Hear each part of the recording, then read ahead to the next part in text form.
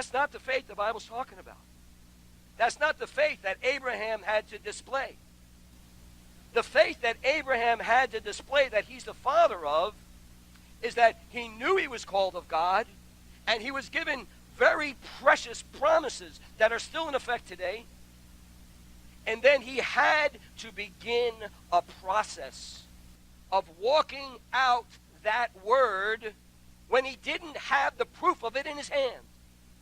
And all he had as he walked out was the promise that God gave him, that he reaffirmed, but it was still a promise. And he's looking at his own body, which it says, I'm past the time of having kids. Natural circumstances were telling him, buddy, you're done. What are you believing this word for? How can you expect any logical, common sense type person to believe you really heard from God? You know, you've gone a little, you were always a little on the edge, but now you've gone too far, believing that God is going to perform his word for you.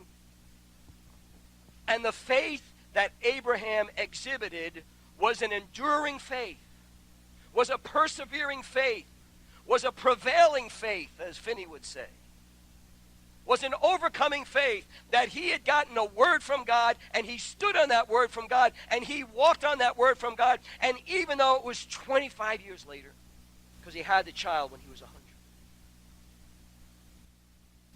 he had gotten to the place where he was able to hold on and be strong, and he saw it. He saw it. I don't think when God gave him that promise that Abraham was thinking, well, I'm going to have to wait 25 years. I think Abraham was thinking, well, 9 months from now sounds good.